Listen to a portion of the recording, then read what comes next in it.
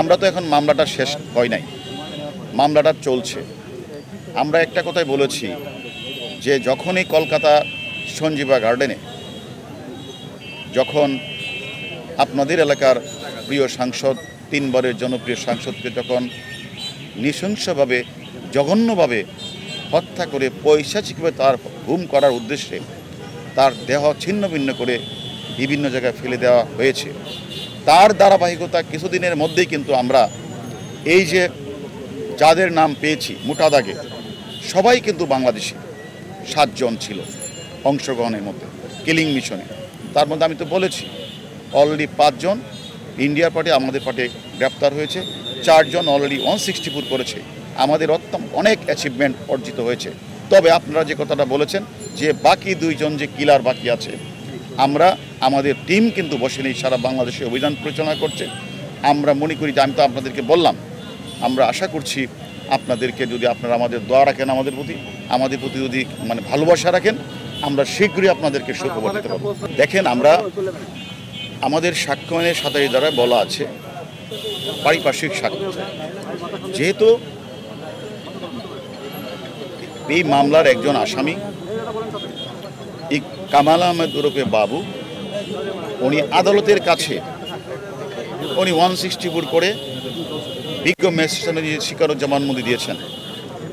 সেই জীবনবন্দিতে তিনি একটা জায়গায় উনি কোথায় কোথায় আলামতগুলি ফেলেছেন সে কথাগুলি বলেছেন।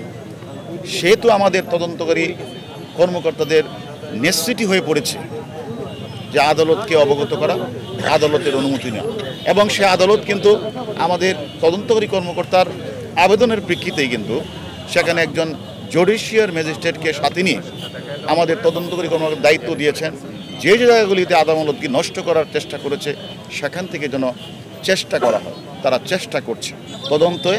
তদন্তকারী কর্মকর্তা যাকে প্রয়োজন মনে করেছে তার কাছে যদি সাক্ষ্য প্রমাণ থাকে, ডিজিটাল এভিডেন্স থাকে, আদালতের স্বীকারোক্তিমূলক জবানবন্দিতে তার নাম থাকে, সেক্ষেত্রে তদন্তকারী কর্মকর্তা আদালতের অনুমতিকে ডাকতে পারে।